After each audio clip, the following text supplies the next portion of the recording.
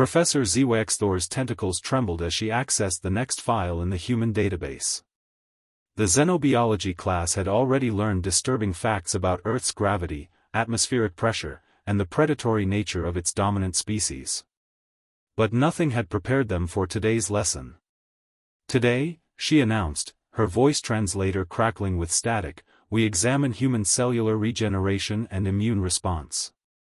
A Venlari student in the back row chittered nervously. The blue-skinned species had evolved on a garden world where the most dangerous creature was equivalent to Earth's butterfly. Professor, surely their healing cannot be more alarming than what we've already discovered? HFY pulled up a holographic display. Observe.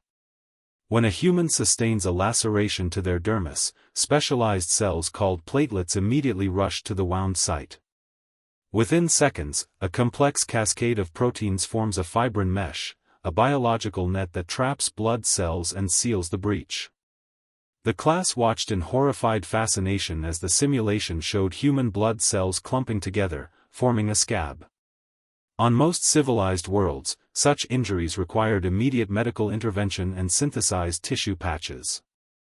The Galactic Council had banned biological self-repair centuries ago as too unpredictable and dangerous. But that's not all, HFY continued, expanding the hologram.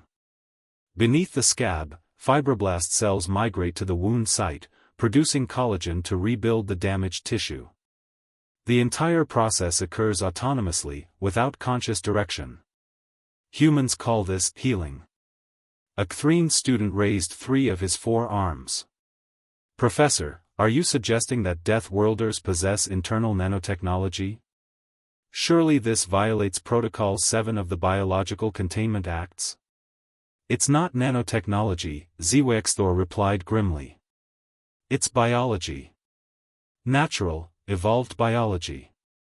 The classroom erupted in panicked clicks and whistles. The concept defied logic.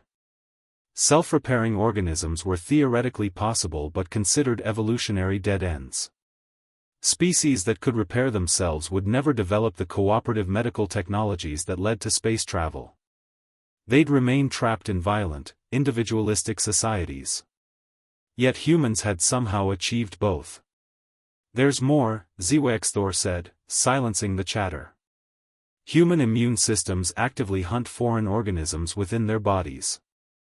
Specialized cells called neutrophils can detect, pursue, and consume invading bacteria.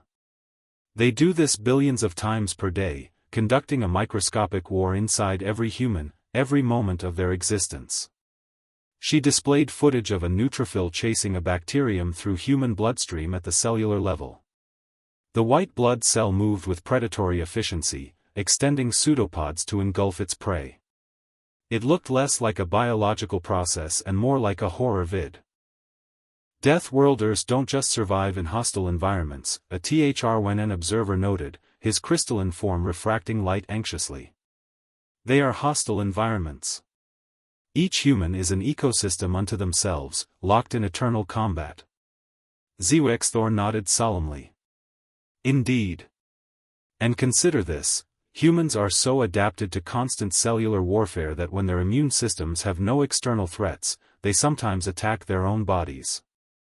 They call these autoimmune disorders. Their biology is so fundamentally aggressive that even their own cells turn on each other. The revelation settled over the class like a heavy shroud.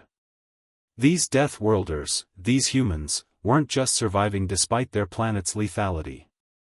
They had internalized it, weaponized it at the cellular level. Every human was a walking arsenal of biological violence. Professor, the Venlari student whispered, the humans on the station, should we be concerned? HFY's tentacles drooped with resignation.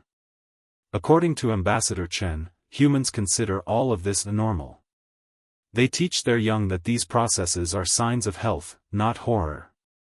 She paused, letting that sink in. Tomorrow, we'll discuss something humans call fever, the deliberate elevation of body temperature to create an environment hostile to invaders. They cook themselves from the inside as a defensive measure. The class sat in stunned silence as the lecture ended. Outside the viewing port, they could see the human section of the station, where Death-Worlders went about their daily routines, completely unaware that they were living weapons wrapped in skin. The galaxy would never be the same.